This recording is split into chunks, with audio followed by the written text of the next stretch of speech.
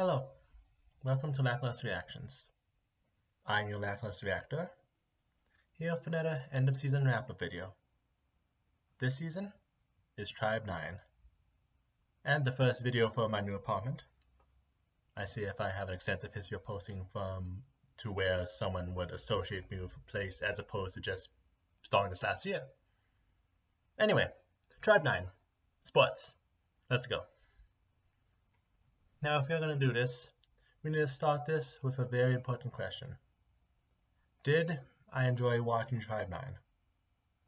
As I have said before, Kazutaka Kodaka has my respect for both Danganronpa and Akudama Drive.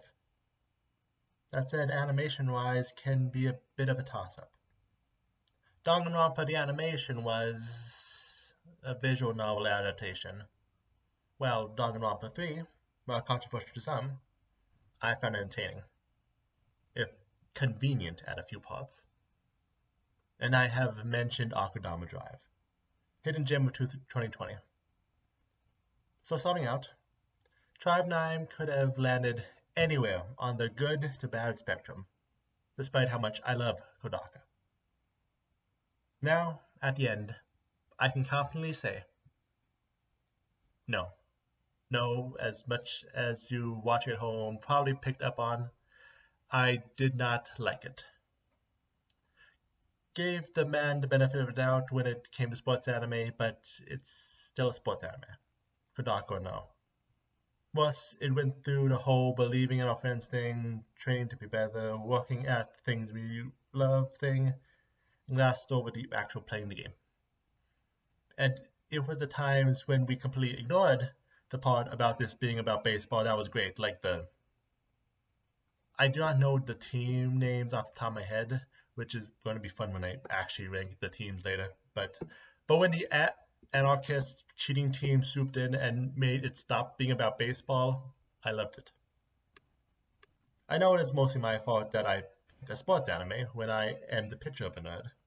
But I wanted to give it a shot to see if lightning was going to strike, and was aware that I might end up sitting here afterwards telling you not.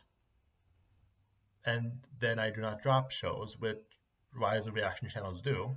So I was here weekly caring about the parts of the show that did not deal with the main plot. Regretting I did not go for the obvious choice and do Attack on Titan in the final season. Or Dress Up Darling.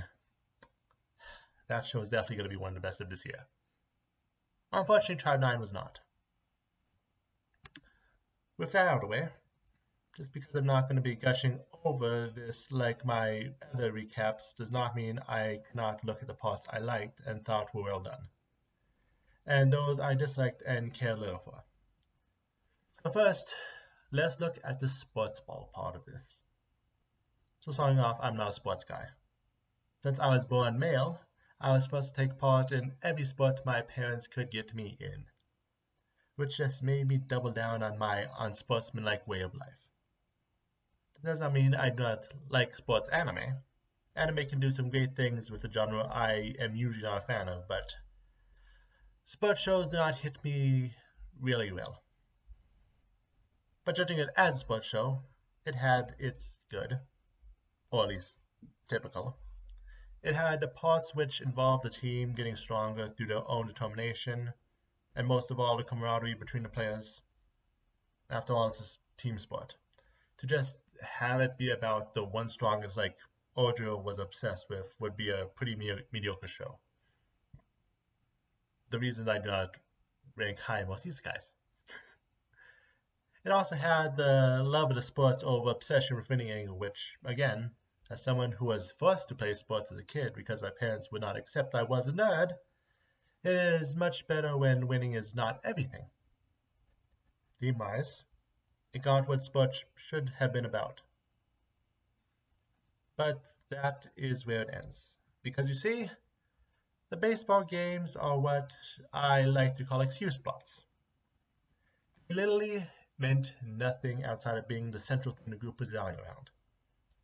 Despite not being a fan of sports anime, I watch Haikyuu. I watch Prince of Tennis. I've seen shows which do take time to make actually playing the game feel meaningful. And Tribe 9 just doesn't. Again, my favorite at a baseball game is when we gave up on the baseball and saw the actual punching and explosions. There was nothing about the game to actually build tension, except maybe emotional investments, and that often takes the benefit of the doubt to get into. After all, the show only really has 5 characters, 6 if you count the one token female they have on team. We had the larger boy, the short boy, the quadruplets on the team, but they did nothing meaningful except serve as fill on the team. Our main characters had passable emotional journeys. Again, 12 episode anime original, I was not expecting a characterization masterpiece. But much of the show was just trying to get one character to believe himself and the others to actually hit a baseball. And how could I talk about shallow characterization without mentioning the last minute love confession with no real build up besides the fact we have a token female and did not even go anywhere in the end. Overall, when it comes to the sports side, and indirectly the getting invested in the character side, it kind of falls flat. Do not watch this if you are looking for sports anime.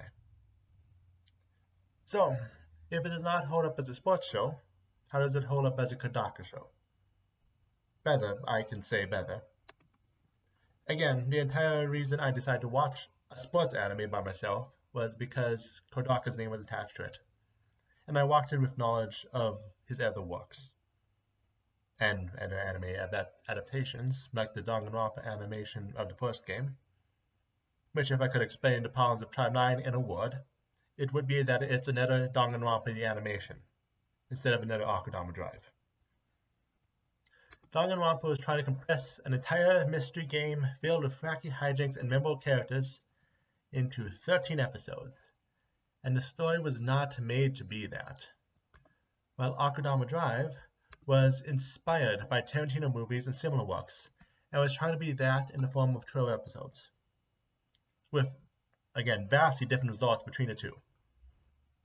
I think the greatest problem of Tribe 9 is that, regardless of any other problem, is that the format it's working with is too shallow.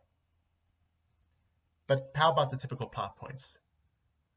What makes both Danganronpa and Akudama Drive is that it had a wide array of interesting characters which surround a more average main character.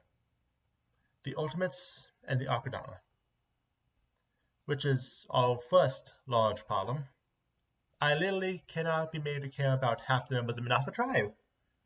And that's not just because 4 of them are the same person. They are not interesting. Haru, Taiga, sometimes Ashigawa, and Kamiya. Those are the characters that actually did something to be considered a cast of characters. We had interesting people in other tribes, but our main character cast is lacking, even those I can remember the name of. However, when it comes to Kodaka, the pieces are all there. We have the twisted world that is similar to our own, twisted in a violent way. It is twisted around baseball, but still a shift from the familiar to violence is deliciously on brand. And we have Otaro and his backstory being warped by his ideals, and talents like the most interesting of Danganronpa characters. And then we had the death of Kamiya, which, from Kodaka's other series, we are used to the death matches. And Kamiya's death was perfectly done. Except, we knew next to nothing about him at the moment. By the time bodies start hitting the floor in Kodaka's other works, we have already had time to meet with the cast for multiple days. So it hurts when it actually happens. Was Kamiya dying in episode 3 a great gut punch? Yes. Was the fact that no one else of importance died throughout the entire series make it feel shallow? Yes. I know they're going for the lost mentor, passing on a torch, find your own strength angle, but again, we did not have enough of an underlying story to make it worth it. Like Danganronpa 1, the story of Tribe 9 does not work as an anime, as disappointing as that is. Before I do a final summary, let me do a team ranking, because we have an expansive enough cast to deserve it. Just let me get my list of the actual places these people are from. I suck at names, and geography is just a list of names. So, worst of the worst, to no one's surprise, Setagaya, the rich, money is everything team, who did not even play a game of baseball, I might add. Also, did the one we actually meet who was blown up show up in one of the montages? Yeah, no, completely pointless except for being another temptation to our protagonists. Slightly up from the bottom is Shinagawa, because they were a little more than the first opponents. They did come back for the final team up, but they still were lacking. Plus, mech suits are not really my thing. Now into the top 5, we have Adachi. We had some good times with them, and they did have the whole story arc of helping Minato try to get back on his feet. But we had better. Next is Chiyoda. Note I am not actually including Otoro into this, since I am doing best teams and he is a solo act. Honorable mention to around here. The team as a whole gets dragged down because of nameless henchmen, and elite nameless henchmen is what they all are, but to the single thing that actually got me excited for the games was seeing someone kicking a baseball, so they have that. Third is Minato, all protagonists, but they are a little uninspired. I can put them here partially because of Kamiya, but I cannot in good conscience put them higher. Silver goes to Taito. We only were shown a limited amount of any of them actually playing baseball, but as mental characters, they rise above our protagonists in terms of being interesting. And no surprise, the bomb-throwing, murderous, not even caring about the baseball team of Ota is my favorite. Yes, I have a type, and it is bloody. I'm watching Kodaka's show for Pete's sake. They are the team who are the interesting rivals of Danganronpa they usually have.